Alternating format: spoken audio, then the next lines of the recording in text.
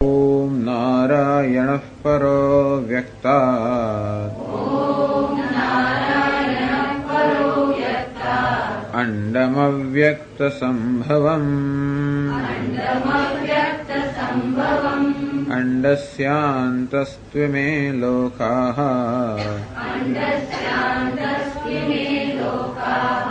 सप्तद्वीपा च मे सर्वकर्माणि मनसा सन्न्यस्यास्ते सुखं वशे नवद्वारे पुरे देहि नैव कुर्वन्न कारयन् न कर्तृत्वं न कर्माणि लोकस्य सृजति प्रभुः न कर्मफलसंयोगम् स्वभावस्तु प्रवर्तते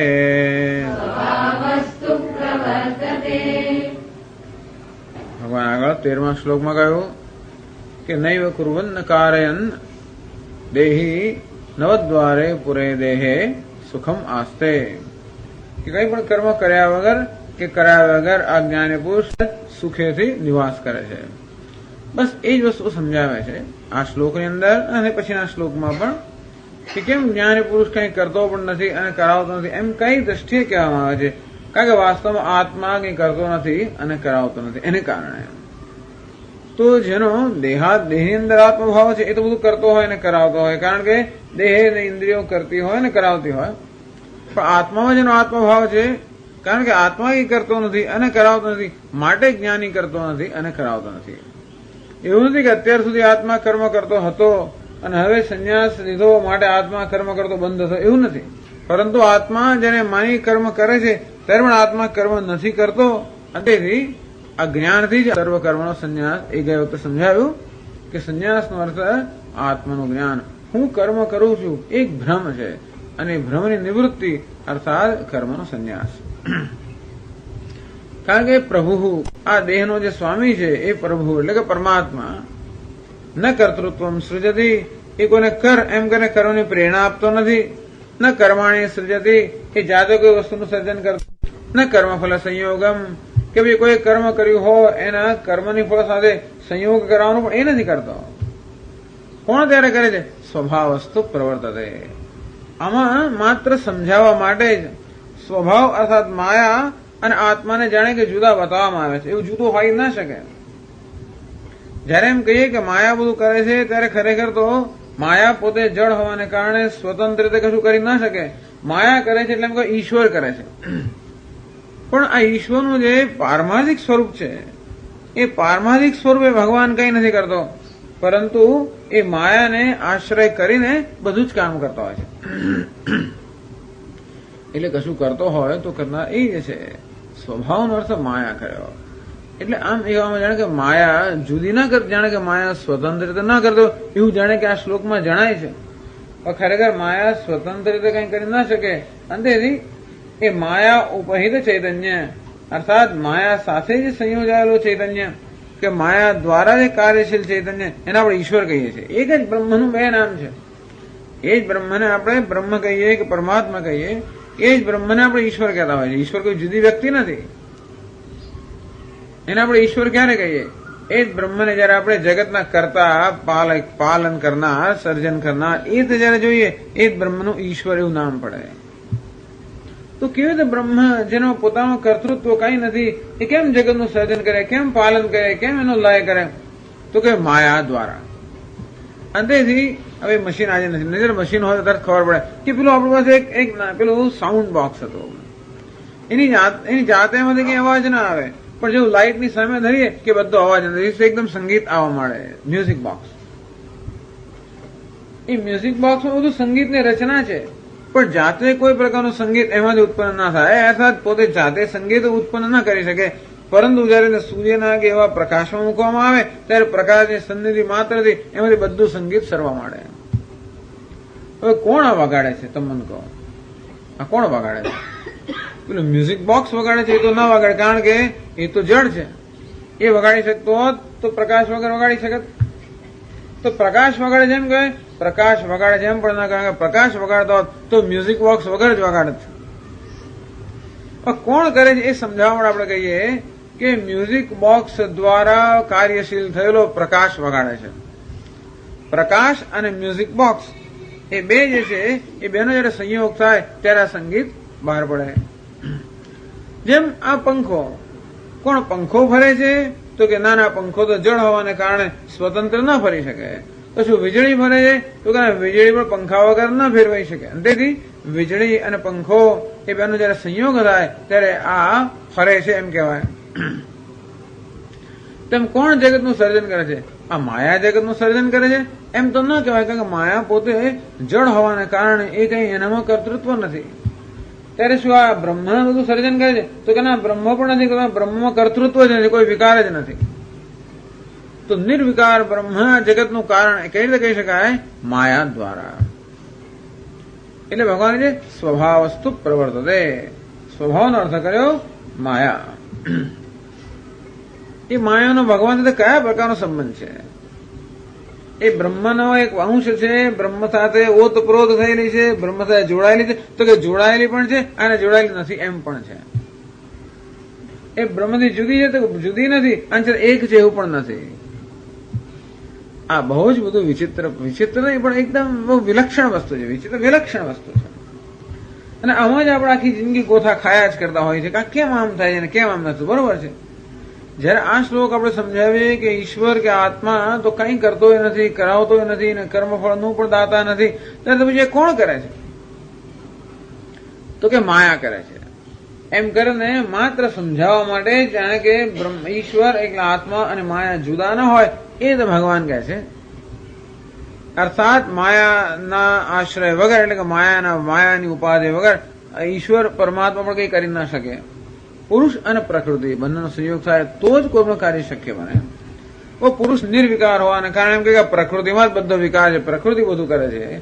પણ પ્રકૃતિ જળ હોવાને કારણે જાતે કંઈ ના કરી શકે, પણ પુરુષની સન્નિધિ માત્રથી કે પરમાત્માની સન્નિધિ માત્રથી આ માયામાં બધું જ કાર્ય થાય છે.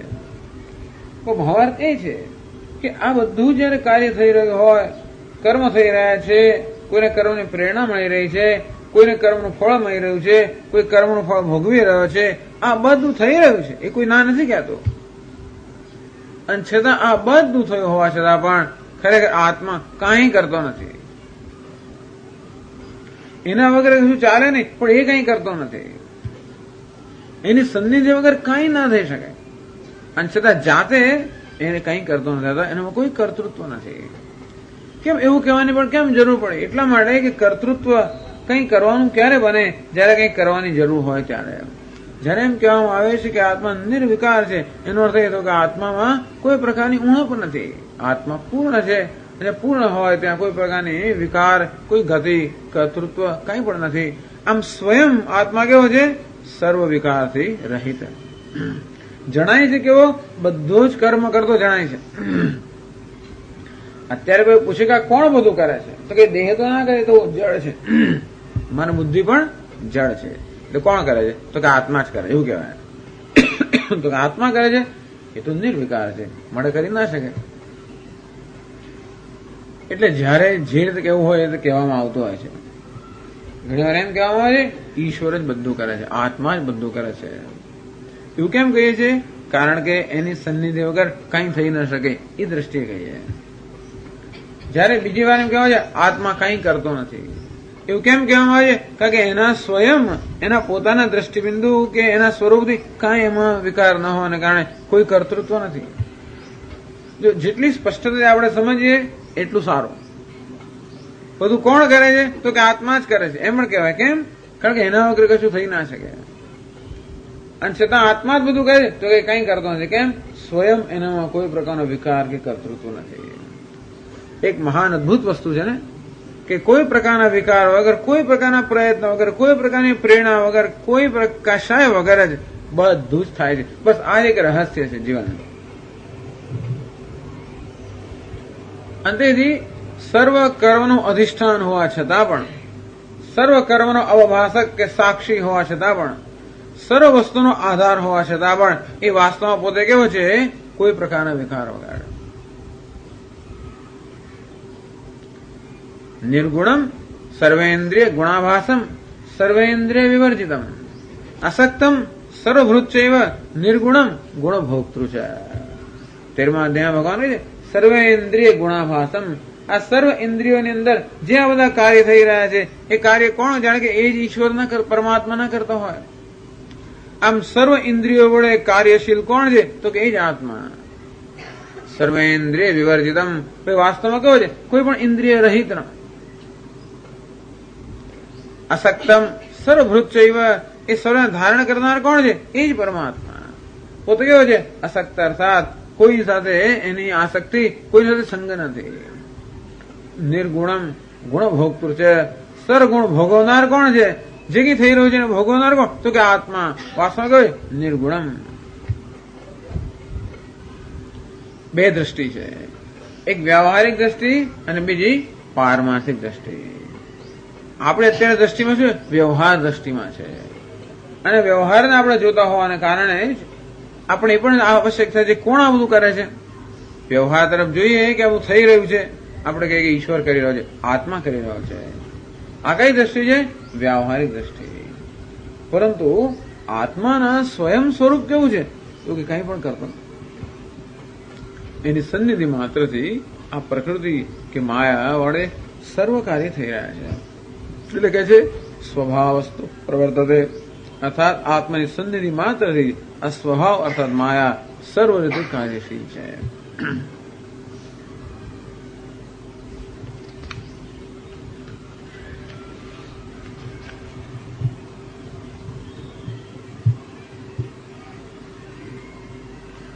આનંદગીરી કહે છે અહીંયા કર્તૃત્વ ભોક્તૃત્વ ઐશ્વર્યાણી આત્મન અવિદ્યાકૃતાની ઉત્તમ. અને તેથી જો કોઈ એમ કહે કે આત્મા કર્મ કરી રહ્યો છે, આત્મા ભોગવી રહ્યો છે, આત્મામાં બધો ઐશ્વર્ય છે, આ બધો ખ્યાલ માત્ર અજ્ઞાનમાંથી જન્મેલો છે. ઇદાનીમ ઈશ્વરે સંન્યસ્ત સમસ્ત વ્યાપારસ્ય તદેક શરણસ્ય. હવે ધારો કે કોઈ ભક્ત હોય જેણે પોતાનું સર્વસ્વ ઈશ્વરને સમર્પણ કર્યું છે, તદેક શરણ, જેને જીવનમાં ઈશ્વર સિવાય બીજું કોઈ શરણ જ નથી, જે કંઈ કરતો હોય બધું ઈશ્વરને સમર્પિત કરીને જ કરતો હોય, આવો જે ભક્ત હોય. દુરિતમ સુકૃતમ વા તદનુગ્રહાર્થમ ભગવાન આદત્તે. તો પછી એ જે કંઈ કર્મ કરતો હોય બધું જ એનું જે કંઈ ભગવાનને અર્પણ કરતો હોય બધું ભગવાન એનું સ્વીકારે છે. મદેક શરણ મત પ્રીત્યર્થમ કર્મ કુર્વાણ દુષ્કૃતાદિ અનુમોદનેન અનુગ્રાહ્યો મયા એતિ. તો ભગવાન એમ થાય તો ખરું ને કે અમારો ભક્ત છે, માત્ર મને જ શરણ થયેલો છે, અને તેથી બધું જ મને જ સમર્પણ કરેલું છે. એવું હોવાને કારણે એનામાં કોઈ પાપ હોય તો પણ મારે હરી લેવું જોઈએ, એ કે પુણ્ય કરતો હોય એનું ફળ પણ મારે આપવું જોઈએ, એમ વિચાર કરીને ભગવાન પણ એના પર અનુગ્રહ કરતો. આ વસ્તુ બરોબર છે. કઈ દ્રષ્ટિએ બરોબર છે? વ્યવહારની દ્રષ્ટિએ.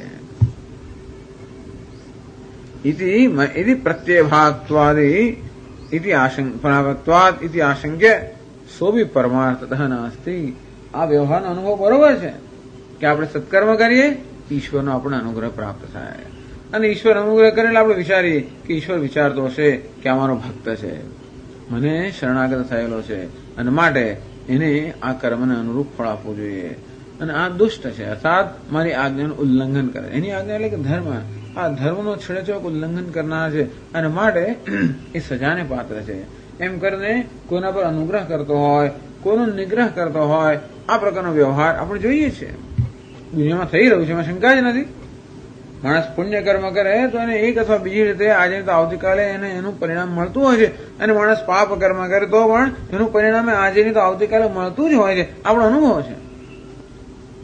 આમ જગત બધું વ્યવસ્થિત ચાલે છે, નિયમ પ્રમાણે ચાલે છે, અને એવો જે નિયમ કે વ્યવસ્થા ન હોય તો આપણે કોઈ પ્રકારનો વિશ્વાસ ન હોય તો કયો જાતનો વ્યવહાર કરો એની કોઈ મર્યાદા કે કોઈ વ્યવસ્થા રહે જ નહીં. પણ બધી વ્યવસ્થા છે એ બધે કહી શકાય કે આવું બધું કરનાર ઈશ્વર છે, અનુગ્રહ અને નિગ્રહ કરનાર ઈશ્વર છે.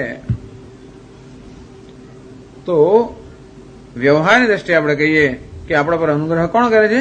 ઈશ્વર. અને નિગ્રહ પણ કોણ કરે છે? તો કે ઈશ્વર.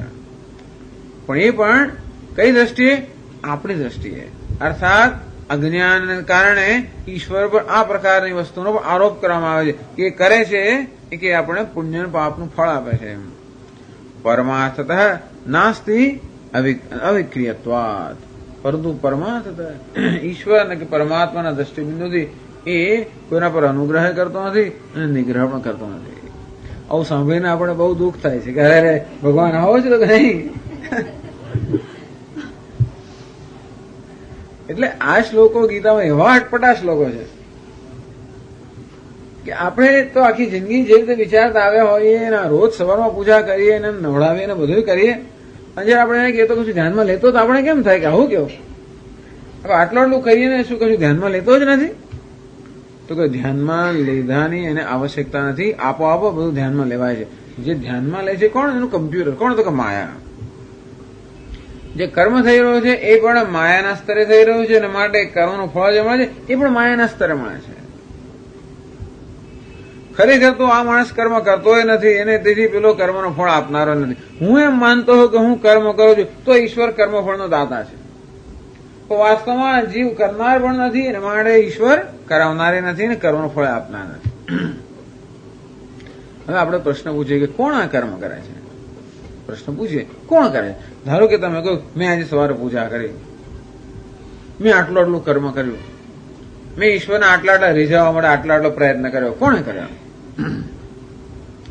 મેં કર્યું એટલે કોણે કર્યું?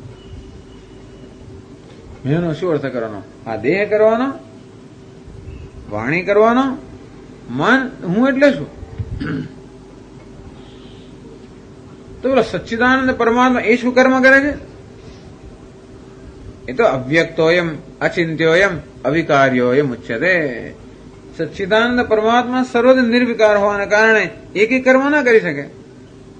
ત્યારે કર્મ કોણ કરે છે? આત્મા કર્મ કરે છે એમ જો કહીએ એનો અર્થ એ થયો કે ઉપાધિ દ્વારા જે કર્મ થાય છે એનો આત્મા પર અધ્યારોપ કરીએ તો જ આપણે એવો ખ્યાલ સેવી શકીએ કે હું આ કર્મ, હું એટલે આત્મા આ કર્મ કરે છે. એટલે આપણે જયારે એવો ખ્યાલ સેવીએ છીએ કે આ કર્મ મેં કર્યું, ત્યારે પણ એક ખ્યાલ છે, અર્થાત ભ્રમ છે કે આત્મા કર્મ કરે છે, એવું એક આપણું ભ્રમ છે. જ્યાં સુધી ભ્રમ છે ત્યાં સુધી કર્મ કરવામાં વાંધો નથી, ત્યાં સુધી ઈશ્વરને રીઝવવો પણ જોઈએ, જેથી આ ભ્રમમાંથી મુક્ત થઈ એક દિવસ. પણ અંતમાં તો એ પણ શું છે? ભ્રમ છે. એ ભગવાન કહેવા માંગે છે. એમ કહીને આપણે નિરાશ કરવા નથી માંગતા, આપણી શ્રદ્ધા પર આઘાત નથી કરતા, પરંતુ આપણે કહેવા માંગે છે કે આ બધી શ્રદ્ધા દ્વારા છેવટે શું પ્રાપ્ત કરવાનું છે એ વસ્તુનું આપણે જ્ઞાન આપે છે. એટલે 15મા શ્લોકમાં કહે છે ન દત્તે કસ્યચિત પાપમ ન ચૈવ સુકૃતમ વિભુઃ અજ્ઞાનેનાવૃતમ જ્ઞાનમ તેન મુહ્યન્તિ જંતવઃ. ન આદત્તે કસ્યચિત પાપમ વિભુઃ. વિભુ એટલે કે પરમાત્મા કોઈનું પાપ ગ્રહણ કરતો નથી, એટલે કે આપણા પાપ દૂર કરીને આપણા પર કૃપા કરતો એવું નથી. ન ચૈવ સુકૃતમ વિભુઃ કે કોઈના પુણ્ય પણ સ્વીકારતો નથી, અર્થાત આપણા પુણ્યનું ફળ આપતો હોય એવું નથી. અને ત્યાર પછી આ શું છે? બધું આપણે આ બધું કરીએ છીએ એનું ફળ મળતું હોય એવું કેમ છે? અજ્ઞાનેન આવૃતમ જ્ઞાનમ. જે આપણું વિવેક જ્ઞાન છે, આત્મા અનાત્મા વિવેક જ્ઞાન છે, અજ્ઞાન વડે આવૃત કે આચ્છાદિત થઈ ગયો હોવાના કારણે તેને મુખ્યંતિ જંતવઃ. એક ભગવાન આવૃતમ એટલે કે આવરણ શક્તિ, મુખ્યંતિ એટલે કે વિક્ષેપ શક્તિ. આમ આપણું આ વિવેક જ્ઞાન કે પરમાત્માનું વાસ્તવિક સ્વરૂપ આવૃત થઈ ગયું હોવાના કારણે કે અનેક પ્રકારના ભ્રમ જન્મતા હોય છે. એ ભ્રમથી મનુષ્ય માને છે કે હું કર્મ કરું છું, તો એ ભ્રમ જેટલો સાચો છે એટલે કરવાનું ફળ સાચું જ છે. હું કર્મ કરું છું એ જેટલું સાચું છે એટલું ઈશ્વર કર્મનું ફળ આપે એ પણ સાચું છે. પણ હું કર્મ કરું છું એ જ ભ્રમ હોવાના કારણે ઈશ્વર કર્મનું ફળ આપે છે એ પણ એ જ કક્ષાનો ભ્રમ છે.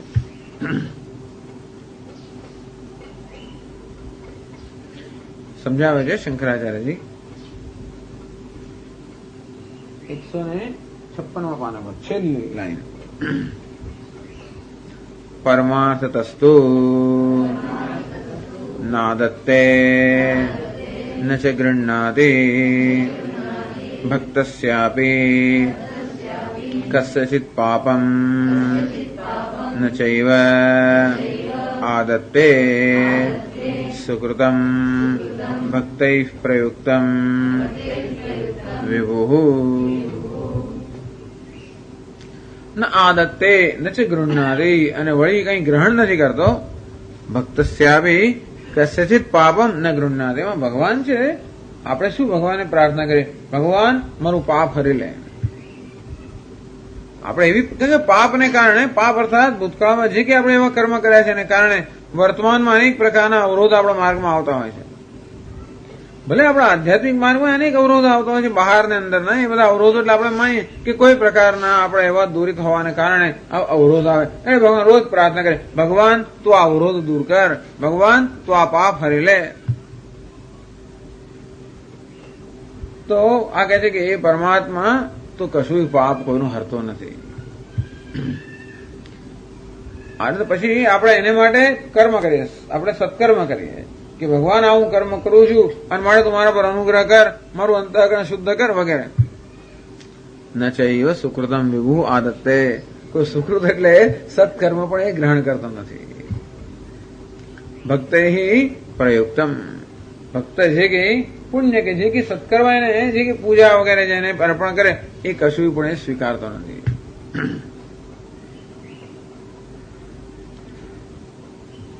તો પછી કેવી રીતે આવું થાય એટલે પ્રશ્ન કરે છે આગળ બીજી પંક્તિ સમજાવતા કિમર્થમ તર્હિ ભક્તૈ પૂજાદિલક્ષણમ યાગદાન હોમાદિકમ ચ સુકૃતમ પ્રયુજ્યતે ઇતિ આહ કિમર્થમ તર્હિ તો શા માટે ભક્તૈ પૂજાદિલક્ષણમ યાગદાન હોમાદિલક્ષણમ તો આ બધું યાગ આપણે કરતા હોઈએ દાન કરતા હોઈએ હોમ કરતા હોઈએ અનેક પ્રકારના બધા આપણે આ બધા આધ્યાત્મિક તો આપણે બધા ધાર્મિક કાર્યો કરતા હોઈએ એને સુકૃત કહેવામાં આવે છે સુકૃત એટલે સારી રીતે જે કર્મ થયું હોય દુષ્કૃત એટલે જે ખરાબ રીતે થયું એટલે કે પાપ સુકૃત અર્થાત જે સારી રીતે થયું હોય તે એવા જે સત્કર્મ કિમર્થમ પ્રયુજ્યતે તો કયા હેતુથી ભક્તો આ બધી અનેક પ્રકારની ક્રિયાઓ અને સત્કર્મ કરતા હોય છે શા માટે કરતા હોય છે તો એ પ્રશ્ન ઉત્તર ભગવાન આ શ્લોકની બીજી પંક્તિમાં આપે છે એ શંકરાચાર્યજી સમજાવે છે અજ્ઞાનેનાવૃતમ જ્ઞાનમ વિવેક વિજ્ઞાનમ તેન મુહ્યન્તે કરોમિ કારયામિ ભોક્ષ્યે ભોજયામિ ઇત્યેવં મોહં ગચ્છન્તિ અવિવેકિનઃ સંસારિણઃ જંતવઃ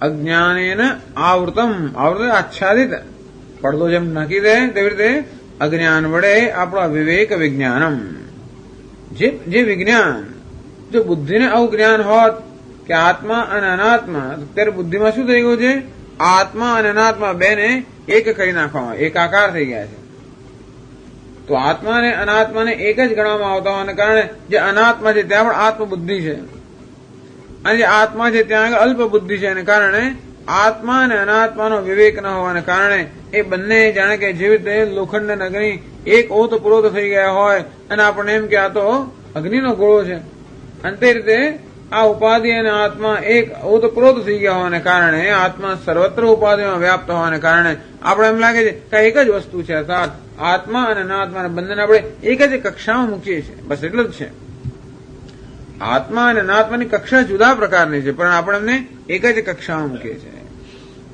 જેમ હું અરીસામાં જોતો હોઉં અને મારું પ્રતિબિંબ પડતું હોય તો હું જે બિંબ છું એ અને પ્રતિબિંબ બંને જુદી જુદી કક્ષા છે અર્થાત પ્રતિબિંબ કેવું છે મિથ્યા છે આ બિંબ કેવું છે સત્ય છે આ બંને ભિન્ન ભિન્ન કક્ષાની વસ્તુઓ છે અને છતાં આપણે બેન એક ગણીએ અને કોઈને એમ લાગે આ તો અંદર માણસ ઉભેલો છે. સ્વામીજી પેલા જોક કે સવારના ભરમાં માણસ બાથરૂમમાં નહાવા ગયા, એની પત્નીને કે જલ્દી જલ્દી જો હું નાહી લઉં છું તો બરોબર તૈયાર કરે નાસ્તો વગેરે. નાહવા ગયો અને એકદમ નાહીને જલ્દી બહાર નીકળે કહે છે કે ભાઈ કેટલી એક થાળી નહીં નાસ્તાની, 2 મૂક. બે ક્યાંથી મૂકે, કેમ કોઈ આવી ગયું? આગે છે આપડે મહેમાન હતા તને ખબર નથી? તો પત્ની કે નહીં મને તો ખબર, મેં તો કોઈ જોયા, ચાલ કે બતાવો. અને નવો અરીસો મૂક્યો છે જેને બાથરૂમ બતાવે કે જો આગળ આવ્યો છે કે નહીં મહેમાન.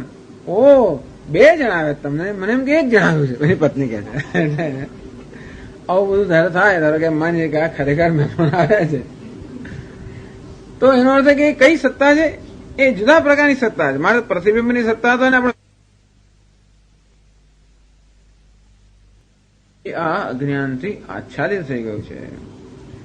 એટલું જ નહીં, માત્ર આપણને આત્મા અનાત્માના ભેદનું જ્ઞાન નથી એટલું જ નહીં, પરંતુ એમાંથી શું થાય? મોહ ઉત્પન્ન થાય.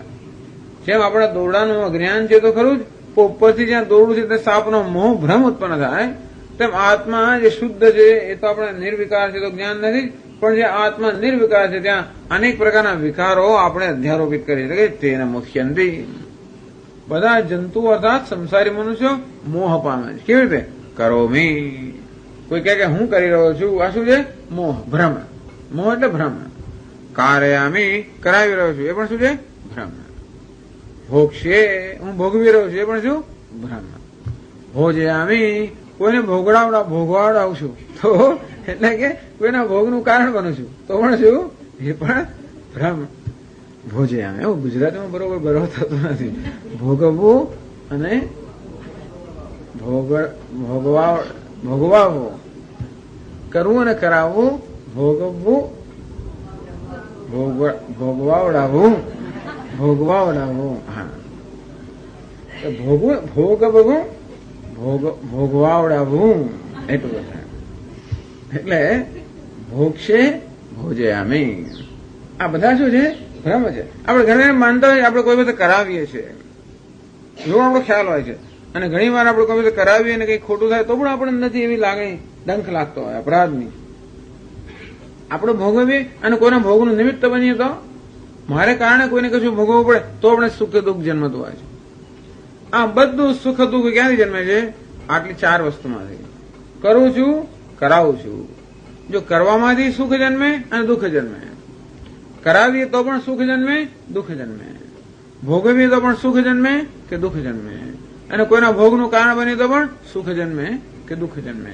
આ બધું સુખ દુઃખાત્મક સંસાર ક્યાંથી જન્મે છે? બસ આટલામાંથી. એટલે શંકરાચાર્ય કહે છે સંસારિણ અવિવેકિન ઇતિ મોહમ ગચ્છન્તિ અવિવેકિન. કેમ અવિવેકી કહે છે? વિવેક અર્થાત બેને છૂટા પાડીને જાણવા, અવિવેક અર્થાત જ્યાં 2 છે ત્યાં એક માનવું, જે વસ્તુ જ્યાં નથી ત્યાં તેના દર્શન કરવાનું નામ અવિવેક. અવિવેકિન સંસારિણ. સંસારિણ કેમ? સંસરંતી, સતત બિચારા એક જન્મથી બીજા જન્મમાં સતત સર્યા કરતા હોય છે. એક સ્થિતિમાંથી બીજી સ્થિતિમાં, એક દુઃખમાંથી બીજા દુઃખમાં. આવર્તનાત આવર્તનમ. જેવી રીતે પેલું નાનકડું એક પેલો કીડો નદીના પાણીમાં ઘસડાતો હોય અને પછી નદીમાં એક વમળ હોય એમાં ફસાયો અને માળ નીકળ્યો અને બીજા વળમાં ફસાય, એમાંથી નીકળ્યો ત્રીજા વમળમાં જેમ ફસાય, તેમાં જંતુ એક વમળમાંથી બીજા વમળમાં ફસાયા કરે. મળીને સંસારી સતત આવી રીતે સરક્યા કરે છે. જેને કારણે? અવિવેકને કારણે. એટલે આટલું સમજવાની જરૂર છે કે બધું દુઃખ કે બધું દુઃખનું મૂળ સ્થાન કયું? આ પ્રકારનો આપણો ખ્યાલ. હું કરું છું, કરાવું છું, ભોગવું છું અને ભોગવાવડાવું છું. આ વસ્તુ છે એ જ બધા દુઃખનું કારણ છે. આપણે એમ કે આ શરીર દુઃખનું કારણ છે, એના જગત દુઃખનું કારણ છે, એના પુત્ર દુઃખનું કારણ છે, અને ફલન હશે એ બધા. એકવાર અંદર કઈ ગડબડ આખી દુનિયા દુઃખનું કારણ બનતી હોય છે. અંદર આપણે નબળા પડ્યા પછી એક જંતુ આપણે પીડે. બધા બેક્ટેરિયા પછી આપણા પર અસર ક્યારે કરે? જ્યારે આપણે નબળા પડી ત્યારે. પછી જેમ કહીએ ને ઘડપણ આવ્યું, કોણે મોકલ્યું? પછી આ ઉમરા તો ભાગવા જેવા થઈ ગયા અને પછી ઉમરો એક પહાડ જેવો થઈ કશું ચડાવડ થાય નહીં, કારણ કે આપણે જયારે નબળા પડી ગયા ત્યારે બધી વસ્તુ જાણે આપણે ન પીડતો હોય તો ભડાધડ ચાલી જાય, ખબર પડે ને આપણે ઉમરો ક્યાં છે ને શું ક્યાં છે. પછી જયારે પગમાં ફ્રેક્ચર થયો અને ઊંચો ના થાય ત્યારે ખબર પડે કેટલું ઊંચું છે, આ પથારી કેટલી ઊંચી છે, ત્યારે ગાડીમાં બેસાય નહીં.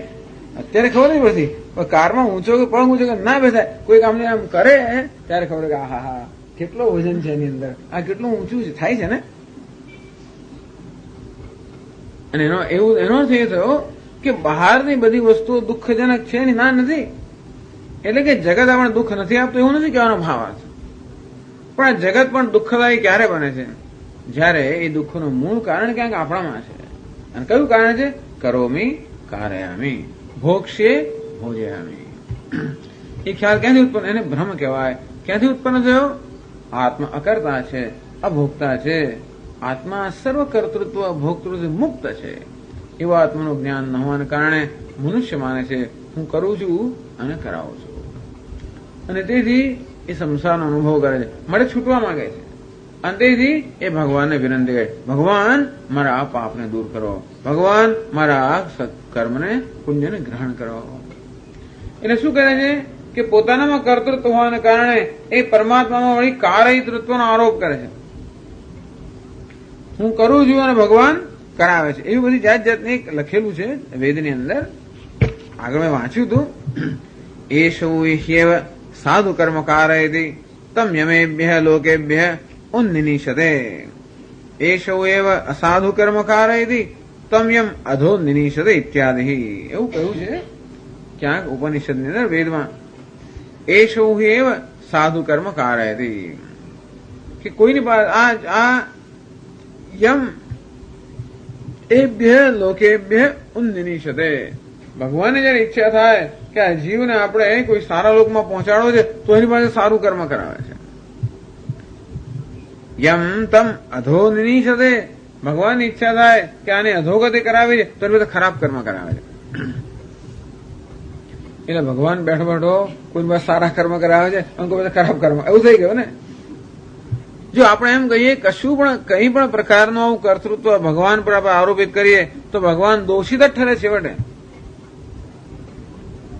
જો આપણે સત્કર્મ કરાવનાર ભગવાન હોય તો તરત પ્રશ્ન થાય કે ભગવાન સ્વામીજી ભાઈ ચોરી કરે, ચોરી એ ભગવાન જ કરાવે છે ને. જો આપણે એમ કહીએ કે સત્કર્મની પ્રેરણા ભગવાન આપતો હોય તો ભાઈ દુષ્કર્મની પ્રેરણા આપનાર એ જ થયો. તો એનો અર્થ એ થયો કે આ બધાનો જ એ જવાબદાર કોણ? એ જ થયો, મોટો સંસારી થઈ ગયો. અંતેથી તો પછી આ સત્કર્મ કરનાર આત્મા હોય તો દુષ્કર્મ કરનાર પણ આત્મા છે, તો કે નહીં એ જ આત્મા જીવ છે, એ જ આત્મા પેલો ઈશ્વર છે. મોહને કારણે જીવ એમ માને છે કે હું કરું છું અને કરાવું છું, અને તેથી એ માને છે કે ઈશ્વર મને એનું ફળ આપતો હોય છે. આમ પોતાના પર કર્તૃત્વનો આપણે આરોપ કરીએ ત્યારે એ પરમાત્મા કે ઈશ્વર પર કારયતૃત્વનો આરોપ કરવામાં આવતો હોય છે. હું મારી જાતને જીવ માનતો હોઉં ત્યારે આપણે એને ઈશ્વર માનતા હોઈએ. ખરેખર જોવા જઈએ તો જીવ અને ઈશ્વર એ બે જ ભિન્ન ભિન્ન સત્તાઓ નથી, અને છતાં પણ એવો એક ભેદ પડી ગયો છે જ્ઞાનને કારણે કે ઈશ્વર મારાથી જુદો છે, અને તેથી એ કર્મનું ફળ પ્રદાન કરનાર છે. એવો જ્યાં સુધી ભ્રમ હોય ત્યાં સુધી ઈશ્વરની આપણે પૂજા કરીએ યોગ્ય છે. પણ ભગવાન કહે છે કે એ પણ છેવટે મારે પૂજા કરવાની જરૂર પડી, ભગવાનના અનુગ્રહની જરૂર પડી, કારણ કે હું એમ માનું છું કે મારે અનુગ્રહની આવશ્યકતા છે. કેમ? કારણ કે હું દીન છું, હીન, અસહાય, દુઃખી, સંસારી છું, અને મને મદદની જરૂર છે એમ માનીને હું ભગવાનનો આશ્રય લઉં છું. તો હું દીન છું, હીન છું, દુઃખી છું, સંસારી છું, એ શું સાચી વસ્તુ છે? એ પણ ભ્રમ છે. કેમ ભ્રમ છે? આત્માનું આપણા વાસ્તવિક સ્વરૂપ ન જાણતા હોવાને કારણે આપણે આપણી જાતના અસહાય, દીનહીન માનતા હોઈએ છીએ. અંતેથી આત્મા પર દીનત્વનો, હીનત્વનો આવો બધો એના પર આરોપ થતો હોય છે. એ પરથી આ બધો વ્યવહાર ચાલતો હોય છે. આ બધા વ્યવહારનું મૂળ ક્યાં છે? આ જગત સમગ્ર સર્જનનું મૂળ ક્યાં છે? આ જ મારો ખ્યાલ કે મારે મુક્ત થવું છે, મારે સુખી થવું છે, મારે આ બંધનમાંથી છૂટવું છે. અને એટલા માટે મને બંધનથી છૂટા કરવા માટે કેટલું આખું જગતની રચના થઈ. બંધનથી છૂટા કેમ થવાય? કશું કર્મ કરીએ ત્યારે થાય. કર્મ ક્યારે કરાય? જયારે શરીર હોય, ઇન્દ્રિયો હોય, મન, બુદ્ધિ, ઉપાધિ હોય ત્યારે. આ બધી સામગ્રી હોય ત્યારે બધું કર્મ થાય, અને કર્મ કરે એટલે કર્મનું ફળ આવે, એમ કરીને આખો સંસાર ઉત્પન્ન થયો. શેમાંથી? મારે મુક્ત થવું છે એમાંથી જ. અને તો એ મારે મુક્ત થવું છે એ ખ્યાલ કેમાંથી જન્મ્યો? હું બદ્ધ છું, બંધાયેલો છું, એમાંથી જન્મ્યો. અને તેથી ભગવાન અત્યારે ત્યાં પ્રહાર કરે છે. એટલે એમ કરીને કે છે કે આ બધી વસ્તુ ઉપર ઉઠીને એક મૂળભૂત જીવનમાં વિચાર કરવાની આવશ્યકતા છે. જ્યાં સુધી આપણે એવા લાગણીશીલ હોઈએ, અત્યંત રડારોળ કરતા હોય ત્યાં સુધી આપણે આ બધું શું બોલે છે બધું, ભગવાન આવો કેવો, કશું અમારું જો સામે જ નહીં જોતો એવું નથી. સામે જોવાની જરૂર જ ક્યાં છે? ભગવાન એમ કહે છે. કોની સામે જોવાનું છે? જેમ ઈચ્છે છે કે મારી સામે ભગવાન જોઈએ, કોણ છે? એ પણ કેવો છે? એ ઈશ્વર જ છે. અર્થાત એ જ પરમાત્મા હોવાને કારણે આ સામે જોવાની ક્યાં જરૂર છે? એક વાર જરૂર હોય એનો જ અર્થ ભ્રમ છે. પછી જ આ બધો સંસાર ઉત્પન્ન થાય. જે જ્ઞાની પુરુષ છે એને એ આત્માનું જ્ઞાન છે જે આત્મા કરતો પણ નથી અને કરાવતો નથી. એ જ્ઞાની પુરુષને કયા આત્માનું જ્ઞાન છે એની વાત કરે છે. આત્મા તો એક જ છે. જ્ઞાની પુરુષ એને આવો જાણે છે. અજ્ઞાની પુરુષ શું માને છે? કરું છું, કરાવું છું, બસ. અને તેથી મુખ્યંદી જંતવ, આત્માના અજ્ઞાનને કારણે આ પ્રકારનો મોહ કે ભ્રમ આ જંતુઓમાં જન્મે છે. અને તેથી આ બધો વ્યવહાર, કર્મ કરવું, પુણ્ય કર્મ કરવું વગેરે, ઈશ્વરનો અનુગ્રહ માંગવો, આ બધો વ્યવહાર ક્યાંથી જન્મે છે? ભ્રમમાંથી જન્મે છે. સ્વામીઓ કાલથી ન કરીએ, બધું છોડી દઈએ. જો આપણે એ બધું છોડીને આવું ચિંતન કરી શકતા હોઈએ કે હું આ કરતા છું, આ ભોગતા છું, મુક્ત છું, નિત્ય છું, એવું ચિંતન કરી શકતા હોય તો કંઈ કરવાની જરૂર નથી. પણ એવું તો થતું નથી. એવું કરવા બેસી અને તરત અરે પણ પેલો મને આમ કહી ગયો, પેલો તેમ કહી ગયો, પેલું આમ થયું, કાલે શું થશે, પરમ દિવસ શું થયું, એવું પછી મનમાં આવી. એનો અર્થ એ થયો કે હજી એ બધી વસ્તુઓ, એ અવરોધો દૂર કરવાની આવશ્યકતા છે. અને તેથી જે ભ્રમ છે, ભ્રમને આપણે અત્યારે સ્વીકારી લઈએ છીએ કે હું દુઃખી છું, એને હું સ્વીકારી લઉં છું. અને તો શું કરવું? દુઃખમાંથી દૂર થવા માટે ભગવાનના અનુગ્રહની જરૂર છે. અને તો શું કરવું? તો કે સત્કર્મ કરવું, પુણ્ય કર્મ કરવું. એટલે આપણે જાણીએ, આ સમજીને કરીએ કે એક દ્રષ્ટિએ હા આ બધા પૂજાપાઠ, સત્કર્મ બધાની આવશ્યકતા છે. કેમ આવશ્યકતા છે?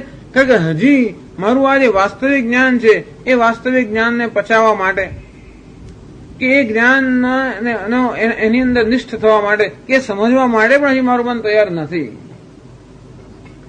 આપણું મન આ સમજવા તૈયાર જ નથી, આ સમજવા માંગતું નથી. ના, આ તો બધું ના છૂટે, આ બધું તો રાખવાનું. અને પછી એટલે જ્યાં સુધી આ બધું આપણે રાખવાની જરૂર છે ત્યાં સુધી આ વસ્તુ આપણે સમજાતી નથી.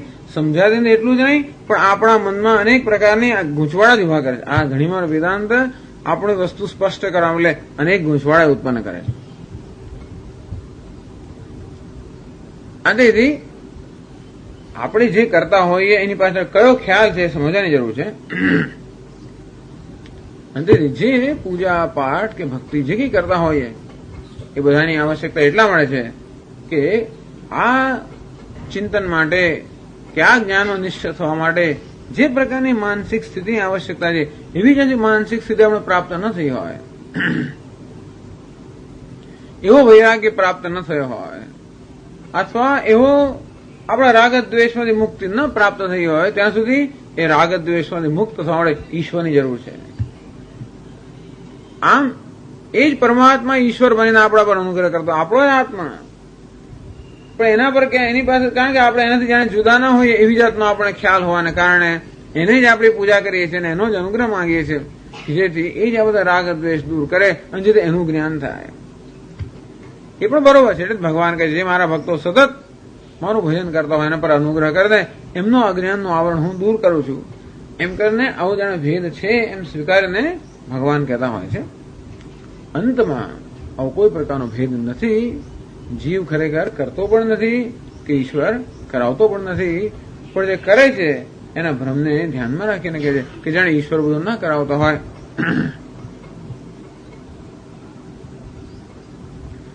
તર્હિ સર્વેષામ અનાદિ અજ્ઞાન આવૃત જ્ઞાનત્વાત વ્યામોહ અભાવાચ કુત સંસાર નિવૃત્તિ.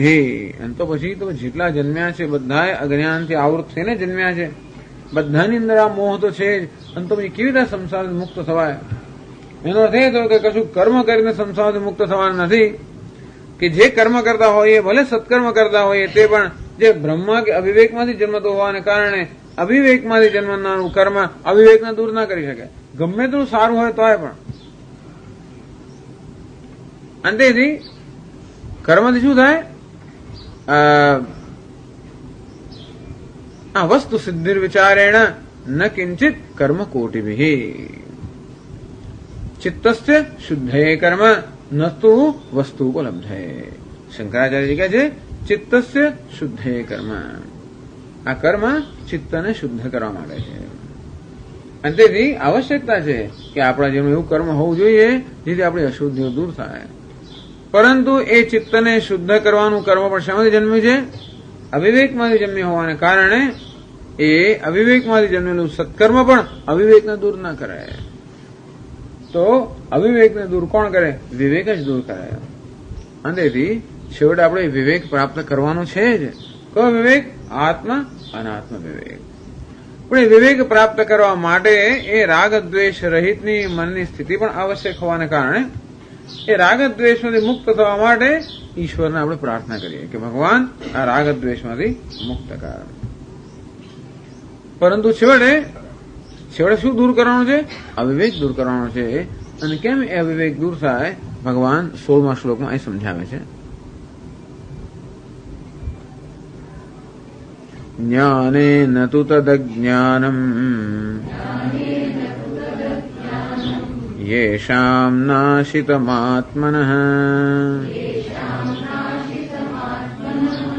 તેષામાદિત્યવદ જ્ઞાનમ પ્રકાશયતિ તત્પરમ.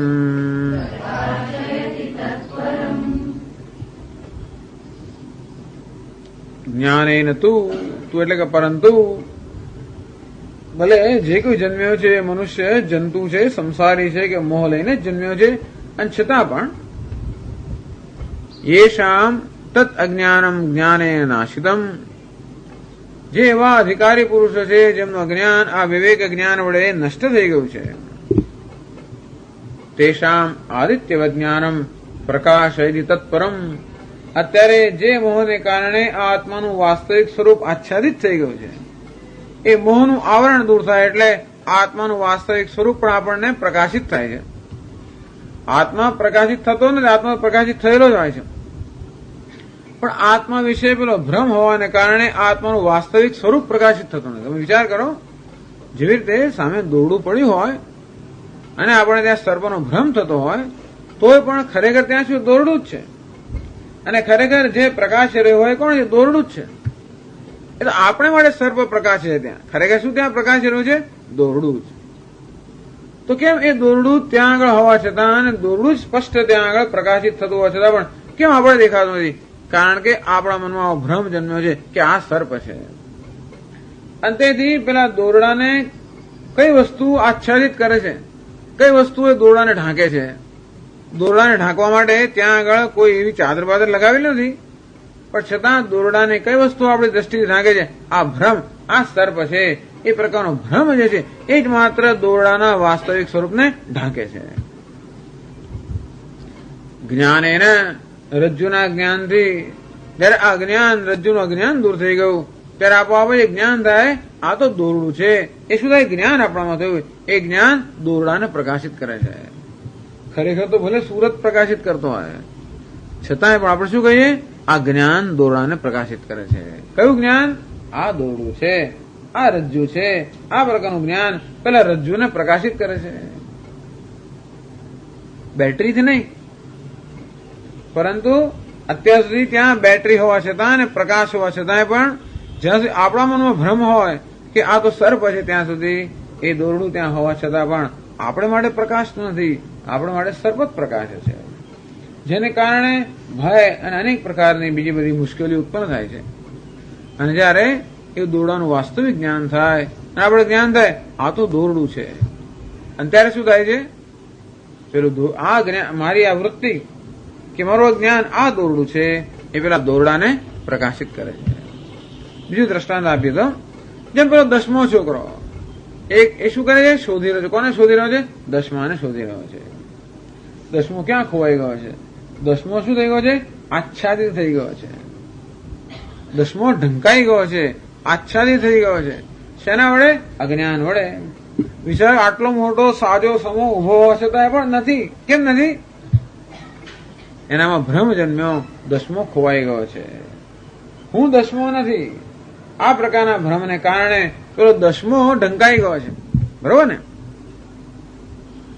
એ કેવી રીતે ઢંકાઈ ગયો છે? એનું જ્ઞાન ઢંકાઈ ગયો છે. દસમો છોકરો નહીં ઢંકાઈ ગયો, પરંતુ દસમાનું જે વિવેક જ્ઞાન કે હું દસમો છું, એ વિવેક જ્ઞાન ઢંકાઈ ગયું. એટલે એમ કહે કે દસમો જ ઢંકાઈ ગયો છે. અથવા કારણ કે એ જ્ઞાન ન હોવાને કારણે એ હોવા છતાં આપણે કશા કામનો નથી. અને પછી એકદમ કોઈ કહે કે તું દસમો છે, અરે તું દસમો છે, તો એકદમ ટ્યુબલાઇટ થઈ ગઈ, હે હું દસમો છું. અને ત્યારે એ જે ટ્યુબલાઇટ છે અંદર, એ જ્ઞાન થયું કે હું દસમો છું, એ કોને પ્રકાશિત કરે છે? પેલા દસમાને પ્રકાશિત કરે છે. જો પ્રકાશિત કરવું એટલે શું એ સમજવું હોય તો આ એક દ્રષ્ટાંત છે. અત્યાર સુધી દસમો તો હતો જ, અને છતાં નહીં હોવા બરોબર છે, કારણ કે ઢંકાઈ ગયો હતો. કોણ ઢંકાઈ ગયું હતું? દસમાનું જ્ઞાન ઢંકાઈ ગયું હતું. દસમાનું જ્ઞાન ઢંકાઈ ગયું હોવાને કારણે દસમો ઢંકાઈ ગયા બરોબર જ છે, કારણ કે નહીતર આપણે શોધખોળ ન જ કરતા હોત. પરંતુ જયારે વિવેક જ્ઞાન થયું કે હું દસમો છું, ત્યારે એ જ્ઞાન જે છે એ કોને પ્રકાશિત કરે છે? દસમાને પ્રકાશિત કરે છે. હું દસમો છું, એનાથી દસમો પ્રાપ્ત થયો. પ્રકાશિત કરવું અર્થાત પેલા અજ્ઞાન કે ભ્રમરૂપી આવરણ દૂર થયું, અને તેથી જે વાસ્તવિક મારું સ્વરૂપ છે એ પ્રકાશિત થયું. એમાં કશું નવું ઉત્પન્ન થયું નથી. દસમો છોકરો ક્યાંથી ઉત્પન્ન થયો નથી. અને છતાં પણ એ જાણે કે ખોવાઈ ગયો હોય એવો ભ્રમ હતો, એ ભ્રમ દૂર થયો. અને તેથી એવું કહેવાય હું દસમો છું. આ જ્ઞાન દસમાને પ્રકાશિત કરે. દરેક જ્ઞાન પોતાના વિષયને પ્રકાશિત કરતું હોય. હું ઘડો એમ શબ્દ ઉચ્ચારું, મનમાં ઘડાની વૃત્તિ જન્મે, એ ઘડાને પ્રકાશિત કરે છે એમ કહેવાય. અને તે રીતે હું દસમો છું એ વૃત્તિ દસમાને પ્રકાશિત કરે છે. હું બ્રહ્મ છું એ વૃત્તિ બ્રહ્મને પ્રકાશિત કરે છે. તો એ એકદમ ચમત્કાર શંકરાચાર્ય સમજાવે ભાષ્યમાં, જ્ઞાનેન તુ યેન જ્ઞાનેન આવૃતાઃ મુહ્યન્તિ જંતવઃ તદજ્ઞાનં યેષાં જંતુનાં વિવેકજ્ઞાનેન આત્મવિષયેણ નાશિતં આત્મનો ભવતિ તેષાં આદિત્યવત યથા આદિત્યઃ સમસ્તં રૂપજાતં અવભાસયતિ તદ્વત જ્ઞાનં જ્ઞેયં ચ વસ્તુ સર્વં પ્રકાશયતિ તત્પરમાર્થતત્વં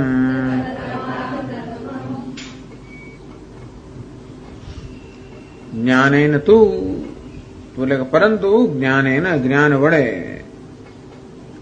યેન અજ્ઞાનેન આવૃતાઃ મુહ્યન્તિ જંતવઃ તદ જ્ઞાનમ, જ્ઞાને તદ અજ્ઞાનમ, પેલું અજ્ઞાન. જ્ઞાન વડે જયારે પેલું અજ્ઞાન દૂર થાય. કયું પેલું અજ્ઞાન? પેલું એટલે જેના વડે આ બધા જંતુઓ મોહ પામેલા છે, એ પેલું અજ્ઞાન, જેનો આગળના શ્લોકમાં ઉલ્લેખ કરવામાં આવ્યો, એ પેલું અજ્ઞાન. તદ અજ્ઞાનમ, તદ એટલે પેલું અજ્ઞાન જેના વડે આ બધા જંતુઓ મોહમાં પડેલા છે, અને જેને કારણે આ સર્વ વાસુદેવ છે એવું જાણતા નથી. અને હું પણ વાસુદેવ છું આજે ન જાણતા હોય. કોને કારણે? પેલા મોહને કારણે. એ અજ્ઞાન જે સર્વ જંતુઓને મોહિત કરે છે. જંતુના નાશિતમ વિવેક જ્ઞાનેન આત્મ વિષયેણ નાશિતમ આત્મનઃ જ્ઞાનેન. આત્મનઃ જ્ઞાને એટલે કે આત્મ વિષયેણ જ્ઞાનેન. આત્મા જેનો વિષય છે એવા જ્ઞાન વડે, એટલે કે આત્માના જ્ઞાન વડે એ જયારે વિવેક અજ્ઞાન જયારે નષ્ટ થાય, બસ ત્યારે આપોઆપ જ પોતાનું વાસ્તવિક જે સ્વરૂપ છે, નૈવ કુર્વન ન કારય ન કરોમી ન કારયામી, એ જે પોતાનું સ્વરૂપ છે આપોઆપ જ પ્રકાશિત થાય છે. તેષામ આદિત્યવત, આદિત્ય એટલે યથા આદિત્ય, જેવું આદિત્ય અર્થાત સૂર્ય સમસ્તમ રૂપજાતમ અવભાસયતે. જેવું સૂર્ય આ સમસ્ત રૂપ, રૂપ એટલે કે રંગ, આ સમગ્ર રંગની દુનિયાને જેવી રીતે સૂર્ય અવભાષિત કરે છે. અર્થાત સૂર્ય જયારે ન ઉગ્યો હોય ત્યારે બધા પદાર્થો હોય છતાં પણ આપણે દેખાતા નથી. સૂર્યનો ઉદય ન થયો હોય અંધકારને કારણે બધી વસ્તુ, કોઈ રંગ ના દેખાય, અંધારામાં એક વસ્તુ ના દેખાય, રંગ ના દેખાય કોઈ દિવસ.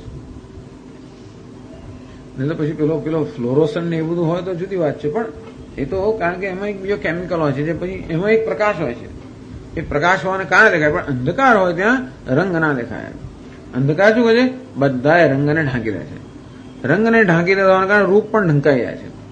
આ રૂપ એટલે આકાર ક્યારે દેખાય? જયારે આપણે રંગ દેખાતો હોય ત્યારે. અંધકારને કારણે રંગ ઢંકાઈ જાય છે. આકાર એટલે પછી આપણે આંખો આકાર પણ જોઈ શકતી નથી. પણ સમસ્તમ રૂપજાતમ, અંધકારને કારણે આ બધા પદાર્થો હોવા છતાં પણ જેમાં પણ દેખાતા ન હતા, અને જયારે સૂર્યનો ઉદય થયો ત્યારે સમસ્ત એક સાથે જ કેવા પ્રકાશિત થઈ ગયા. એનો ભાવ એ છે કે જે હતું એને જ પ્રકાશિત કરવામાં આવ્યું. અંધકારને કારણે હતી એ વસ્તુઓ જ આચ્છાદિત થઈ ગઈ, અને પ્રકાશને કારણે જે હતું એ વળી પાછું પ્રકાશિત થયું. એટલે ભગવાન આદિત્યનો એટલે કે સૂર્યનું દ્રષ્ટાંત આપે છે કે સૂર્ય કેવી રીતે બધા પદાર્થોને પ્રકાશિત કરે છે. સૂર્ય કશું નવું ઉત્પન્ન કરતો નથી. જે હતું છતાં પણ અને અંધકારને કારણે જે હોવા છતાં પણ આપણને જણાતું નહોતું, એ જ માત્ર હવે સૂર્યનો જયારે ઉદય થાય ત્યારે પ્રકાશિત થાય છે. તે જ રીતે પેલું જ્ઞાન અકર્તાહમ, બ્રહ્મહમ, નિત્યોહમ, મુક્તોહમ, હું શાંત છું, શુદ્ધ છું, પવિત્ર છું, મુક્ત છું, નિર્વિકાર છું, નિરંજન છું, અસંગ છું. આ પ્રકારનું જ્ઞાન એ પેલા અસંગ આત્માને પ્રકાશિત કરે. અસંગ તો હું છું જ, અને છતાં પણ મારી જાતને આસક્ત માનું છું. શુદ્ધ તો હું છું, છતાં મારી જાતને અશુદ્ધ માનું છું. અને તેથી વિવેક એ અવિવેક શું કરે છે? આ આત્મા છે એને કદાચ જુદી રીતે બતાવે છે. એ વિવેક જ્ઞાનથી જયારે પેલો અવિવેક દૂર થાય ત્યારે આત્મા જાણે કે હવે પ્રકાશિત થયો. તત જ્ઞાનમ, એ જ્ઞાન જે છે વિવેક જ્ઞાન, જ્ઞેયમ ચ વસ્તુ સર્વમ પ્રકાશ, તદ એટલે પરમાર્થ તત્વ. એ પરમાર્થ તત્વ જે વાસ્તવમાં મારું સ્વરૂપ છે એને જ આ જ્ઞાન પ્રકાશિત કરે છે. જેમ દશમોસ્મી, હું દશમો છું, એ કેવી રીતે મારા દશમો છું એ સ્વરૂપને કેમ પ્રકાશિત કરે છે, અને તે રીતે હું મુક્ત છું, આ જ્ઞાન જે છે એ આત્મા જે મુક્ત છે એને પ્રકાશિત કરે છે. અને જ્યારે આ જ્ઞાનને દૂર કરે તે જે વસ્તુ ત્યારે કે નૈવ કુર્વન ન કારયન, હવે બધો બોજ એના માથે જતો રહ્યો. त्यक्तवांग मनः काय चेष्ट है, निरायास है, प्रसन्न चित्त है, आस्ते सुखम आस्ते. હવે જોયું કે આ બધા કર્મો તો આ ઉપાધિ વડે થાય છે. બધા ફળ, બધો વ્યવહાર એ છે ઉપાધિના સ્તરે છે. હું કઈ કર્મ કરતો નથી, એ કરાવતો નથી. તેથી આ મનુષ્ય કેવો થઈ ગયો? સર્વ બોજથી મુક્ત થઈ ગયો. સુખમ આસ્તે નૈવ કુર્વન ન કારે. આ રીતે એ શ્લોક છે, એ શ્લોકની સમજ જ આ બે શ્લોકોમાં આપવામાં આવી કે ન કર્તૃત્વમ ન કર્માણી, 14મો શ્લોક અને 15મો શ્લોક. આ બે જે શ્લોક છે એ 13મા શ્લોકની અંદર ભગવાને જે વિચાર આપણને આપ્યો એને સમજાવવા માટે છે.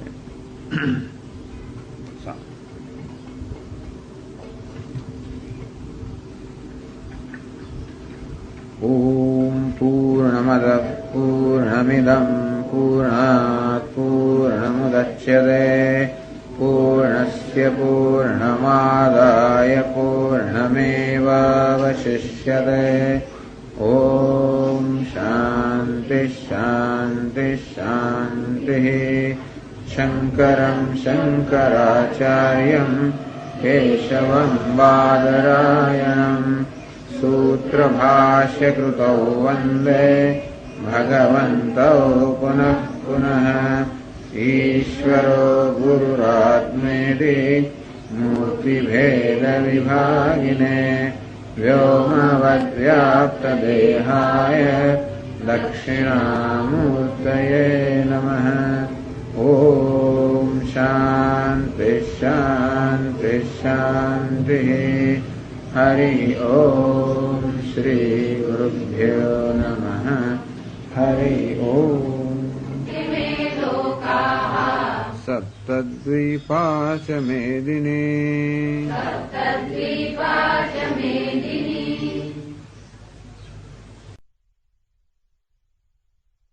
ॐ नारायणः परो व्यक्तात्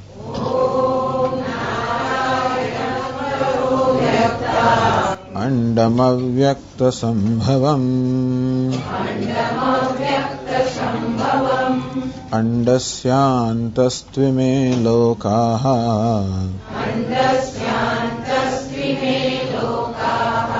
सप्तद्वीपा च मेदिनी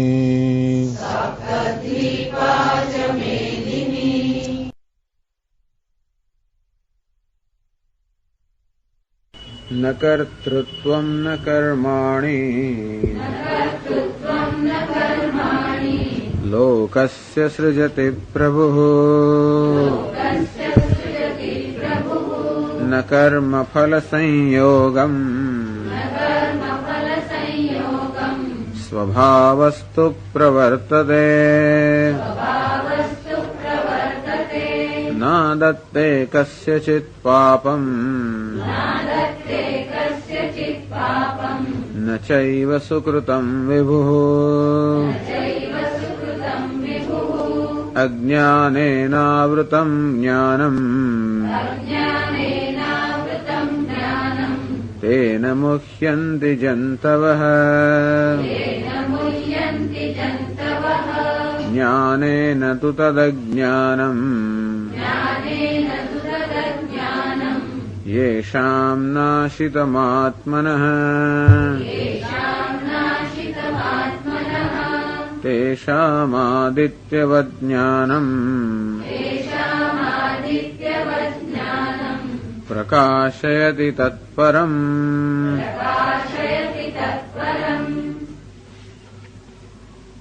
આટલા જ કરે છે ને પ્રેસ પોઈન્ટ અજ્ઞાનેન આવૃતમ જ્ઞાનમ તેન મુખ્યંતિ જંતઃ થોડું વોલ્યુમ વધારી શકાય અજ્ઞાનેન આવૃતમ જ્ઞાનમ વિવેક જ્ઞાન મનુષ્યનું અજ્ઞાન વડે આવૃત કે આચ્છાદિત થઈ ગયું હોવાને કારણે જંતવઃ તેન મુખ્યંતિ સામાન્ય મનુષ્યો એનાથી મોહિત થાય છે અર્થાત આત્માને જ કરતા ભોગતા માની દેવાને કારણે જ આ પ્રકારનો પાપ પુણ્ય અને પછી ઈશ્વર આ પાપ ગ્રહણ કરે અને મારો પાપ દૂર કરે પુણ્ય ગ્રહણ કરે મારા પર અનુગ્રહ કરે આ બધા ખ્યાલો જન્મતા ક્યાંથી હોય છે એક ખ્યાલમાંથી કે હું જીવ છું અને એક જ આત્મા તેથી જીવ પણ થઈ ગયો અને ઈશ્વર બની ગયો આમ અજ્ઞાનને કારણે આત્મામાં જીવ અને ઈશ્વર આ પ્રકારના ખ્યાલો આવ્યા એના બધી જીવ અને ઈશ્વર વચ્ચેનો વ્યવહાર આવ્યો તો ભગવાન કહે છે કે આ વ્યવહાર પણ છેવટે તો અજ્ઞાનમાંથી જ ઉદ્ભવેલો છે જ્ઞાનેન તુ તદજ્ઞાનમ યેષામ નાશિતમાત્મનઃ જ્ઞાન વડે જેનું એ આત્માનું અજ્ઞાન જેનું નષ્ટ થઈ ગયું છે તેષામ આદિત્યવત જ્ઞાનમ પ્રકાશયતિ તત્પરમ તો એ જે જ્ઞાન જે છે જેમ સૂર્ય સર્વ પદાર્થોને પ્રકાશિત કરે તે જ રીતે આ જ્ઞાન પોતાના વાસ્તવિક સ્વરૂપને એ પરમાત્મા પારમાર્થિક સ્વરૂપને પ્રકાશિત કરે છે અત્યારે જે છે એ વિપરીત જ્ઞાન છે એ મારા અધ્યારોપિત કે જે સ્વરૂપને પ્રકાશિત કરે છે ભ્રમ છે અત્યારે જે થઈ રહ્યું છે એ ભ્રમ જ્ઞાન છે પણ જયારે વાસ્તવિક જ્ઞાન થાય ત્યારે જે વાસ્તવિક સ્વરૂપ છે એ પ્રકાશિત થાય તો ભગવાન હવે જ્ઞાનની વાત કરી કે જ્ઞાની પુરુષ નૈવ કુર્વન ન કારયન એ કંઈ કરતો પણ નથી કરાવતો નથી કારણ કે આત્માનું અને વાસ્તવિક જ્ઞાન છે અને આગળ એની જ વાત કરે છે હવે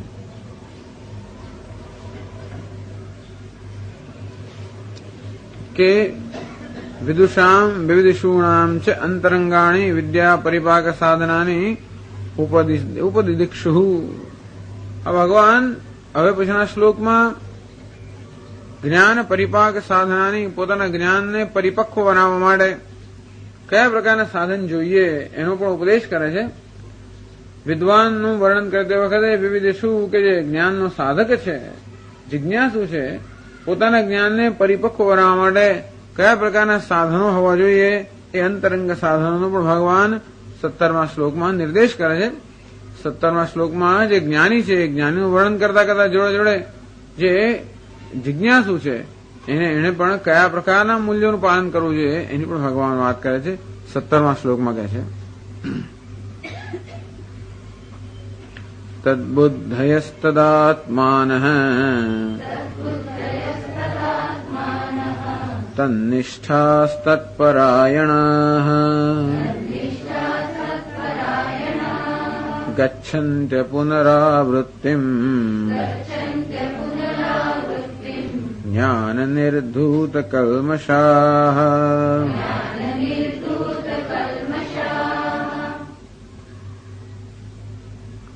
તદ્બુદ્ધયઃ તદાત્માનઃ તન્નિષ્ઠાઃ તત્પરાયણાઃ.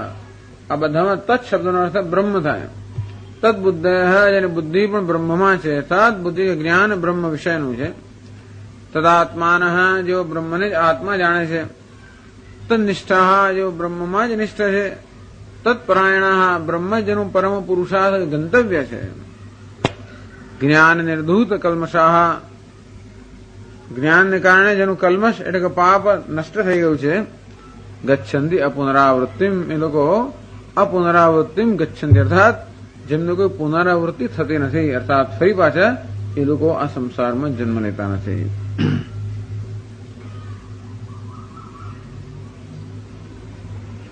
શંકરાચાર્યજી કહે છે આ 157 પાના પર છેલ્લો શ્લોક,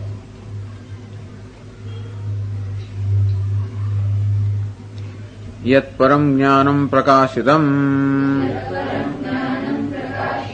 તસ્મિન ગતા બુદ્ધિ યેષામ તે તદ્બુદ્ધયઃ. પહેલા સમજાવજે. તદ્બુદ્ધયઃ આ જ્ઞાની પુરુષને માટેનું વિશેષણ છે, જ્ઞાનીઓનું વિશેષણ છે. તદ્બુદ્ધયઃ તસ્મિન બુદ્ધિ યેષામ તે તદ્બુદ્ધયઃ. તે તત્વમાં જેની બુદ્ધિ કે જ્ઞાન છે એનું નામ તદ્બુદ્ધયઃ. તસ્મિન પરમાર્થ તત્વે પરસ્મિન બ્રહ્મણી બુદ્ધિ સાક્ષાત્કાર લક્ષણા યેષામ તે તદ્બુદ્ધયઃ. બુદ્ધિનો અર્થ નથી જ્ઞાન, અપરોક્ષ જ્ઞાન કે સાક્ષાત્કાર અર્થાત એ પરમાત્મા કે પરમ બ્રહ્મનું જેને અપરોક્ષ જ્ઞાન છે, પ્રત્યક્ષ જ્ઞાન છે.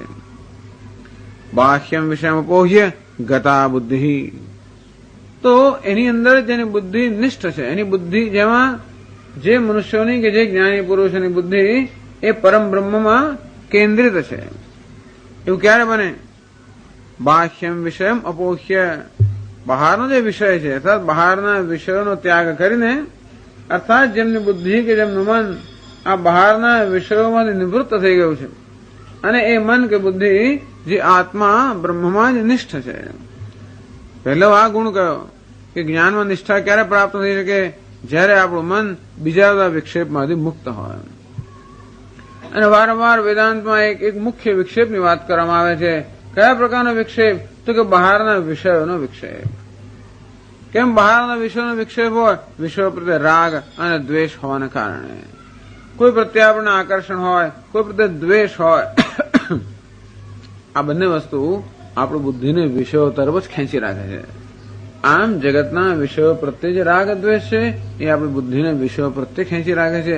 એટલે જયારે એમ કહેવામાં આવે છે કે વિષયોમાંથી બુદ્ધિને નિવૃત્ત કરીને, એટલે કે જે વસ્તુ બુદ્ધિને વિષયો તરફ લઈ જાય છે એ જે વસ્તુ છે એને દૂર કરીને.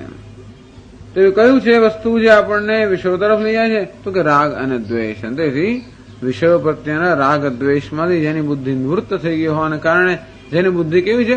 અંતર્મુખ બની છે. બુદ્ધિ આપોઆપ અંતર્મુખ બને જેને રાગ દ્વેષ વગેરેમાંથી મુક્ત કરવામાં આવે. રાગ દ્વેષમાં બીજી બધી પણ વસ્તુ આવી જાય. રાગ દ્વેષ તો જાણે પ્રતિનિધિ છે. એટલે માનિત્વમ, દંભિત્વમ, હિંસા, સત્યમ આ બધા જે છે જેને આપણે આસુરી સંપત્તિ કહીએ એ આસુરી સંપત્તિમાંથી મુક્ત થાય. અહંકારમ, બલમ, દર્પમ, કામમ, ક્રોધમ, પરિગ્રહમ, દંભો દર્પોભિમાનશ્ચ ક્રોધ પારુષ્યમેવ ચ. દંભ, દર્પ, અભિમાન, ક્રોધ, કઠોરતા આ બધા જેને આસુરી સંપત્તિ કહેવામાં આવે છે. એવું જ્યાં સુધી મનમાં હોય ત્યાં સુધી મન હંમેશા બહાર ને બહાર દોડ્યા કરવાનું. અને તો એ પ્રકારની આસુરી સંપત્તિ જેના મનમાંથી દૂર થઈ હોવાને કારણે હવે જેનું મન આત્મનિષ્ઠ બન્યું છે. એટલું પૂરતું નથી, પણ શ્રવણ મનન નિધ્યાસનૈ અસકૃત અનુષ્ઠિતૈ બુદ્ધિ આપણે અંતર્મુખ બની હોય, આત્મચિંતન માટે બુદ્ધિ આપણે યોગ્ય બની હોય, પછી એ બુદ્ધિમાં યોગ્ય સંસ્કાર પડવાની જરૂર છે. શેના સંસ્કાર? તો કે આત્માના સંસ્કાર. કેવી રીતે? શ્રવણ મનન નિધિધ્યાસન. સતત શાસ્ત્રનું શ્રવણ, જે શ્રવણ થયું એનું મનન, એમ કહે સતત આપણા મનને આમાં આમાં જ જોડી રાખવું. પહેલા તો મનને આમાં જોડવાનું ત્યારે શક્ય બને જ્યારે આપણું મન અંતર્મુખ હોય ત્યારે. એ અંતર્મુખ બનેલા મનને આમાં જ સતત જોડ્યા. અને એના અધિતેન અહોરાત્રાન સંદધામી. બસ આ અધ્યયનની હું સતત રાત અને દિવસનું જોડી દઈશ, અર્થાત રાત અને દિવસનો કોઈ ભેદ રહેશે જ નહીં. આ મન અસકૃત અનુષ્ઠિત સતત. એક વાર સાંભળ્યું ચાલતું નથી.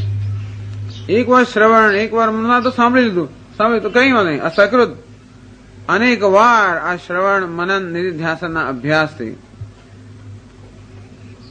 એ જયારે એ અધ્યયનનું પરિપાક રૂપે જયારે અપરોક્ષ જ્ઞાન થાય ત્યારે એને કહે છે તદબુદ્ધય. આ પ્રકારે જેને બ્રહ્મનું કે આત્માનું અપરોક્ષ જ્ઞાન કે સાક્ષાત્કાર થયું છે એવા જ્ઞાની પુરુષો માટે કહે છે તદબુદ્ધય. જે બુદ્ધિ તત અર્થાત આત્મામાં જ કેન્દ્રિત થયેલી છે જ્ઞાનને કારણે.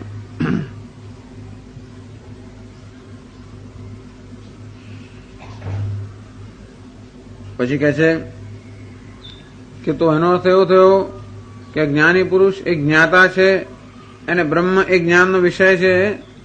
તો જ્ઞાતા અને જ્ઞેય, આપણે એમ કહીએ કે બ્રહ્મ જ્ઞાની એટલે બ્રહ્મનું જેને જ્ઞાન છે તે. સામાન્ય રીતે જ્ઞાની એક હોય અને જે વિષયનું જ્ઞાન હોય વિષય જુદો હોય. જેમ આપણને જાત જાતનું વૈજ્ઞાન ઘણું બધું જ્ઞાન હોય, ફિઝિક્સનું, ભૌતિક શાસ્ત્ર, રસાયણ શાસ્ત્ર, ઘટા પટા, આ બધા વિષયનું જ્ઞાન હોય. પણ સામાન્ય રીતે જેને જ્ઞાન છે તે જ્ઞાતા અને જેનું જ્ઞાન છે જ્ઞાનનો વિષય બંને જુદા જુદા હોય છે. જ્ઞાતા અને જ્ઞેય એ બંને ભિન્ન ભિન્ન હોય. તો જયારે એમ કહેવામાં આવે છે કે આ જ્ઞાની પુરુષને બ્રહ્મનું જ્ઞાન છે, ત્યારે એમ સમજવાનું કે જ્ઞાની પુરુષ એ બ્રહ્મ કરતા જુદો છે અને એ રીતે બ્રહ્મને જાણે છે. એટલે આગળ છે નહીં કે છે આગળ તદાત્માન તદેવ પરમ બ્રહ્મ આત્મા યેષામ તે તદાત્માન. કે નહીં? તદાત્માન હવે તતનો અર્થ બ્રહ્મ. તદાત્માન બ્રહ્માત્માન. તત અર્થાત પરમ બ્રહ્મ આત્મા યેષામ તે તદાત્માન. એ પરમ બ્રહ્મ જ જેનો આત્મા છે. હવે કે દેહ મન બુદ્ધિ ઉપાધિનો આત્મા નથી, પરંતુ પરમ બ્રહ્મ જ જેનો આત્મા છે. અર્થાત એ જ્ઞાની પરમ બ્રહ્મથી ભિન્ન નથી. એવું નથી કે બ્રહ્મને કે આત્માને પોતાને ભિન્ન રૂપે જાણે છે, પોતાના આત્મરૂપે જાણે છે. પહેલા તદબુદ્ધય જેમને બ્રહ્મનું યથાર્થ જ્ઞાન છે. એ કેવું જ્ઞાન છે એ બતાવે છે. તદાત્માન એ બ્રહ્મને આત્મા રૂપે જાણે છે, અર્થાત બ્રહ્મને પોતાનો કોઈ ભેદ જોતા નથી, અભેદ જ્ઞાન. તો પછી બ્રહ્મ જો મારાથી અભિન્ન હોય તો શા માટે આ જ્ઞાનનો પ્રશ્ન ક્યાં આવ્યો?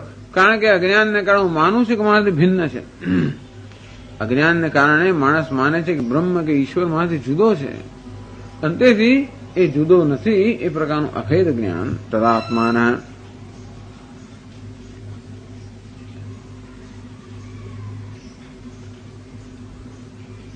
પછી કોઈ કહે છે કે સારું, પરંતુ કોઈ પણ માણસને જાત જાતની ફરજ બજાવવાની હોય, જાત જાતના કર્તવ્ય કર્મ હોય, અને તેથી આ જ્ઞાની પુરુષ પણ હોય, અને તો પણ એને જુદા જુદા કર્તવ્ય જુદા જુદા કર્મ કરવાના હોય, જુદી જુદી ફરજ બજાવવાની હોય, તો એવા કર્મ દેહના અભિમાન વગર કેમ થઈ શકે?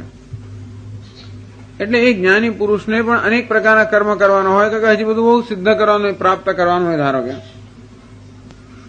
એને પણ ધર્મ અર્થ કામ આ બધું જોયું તો ખરું જ ને.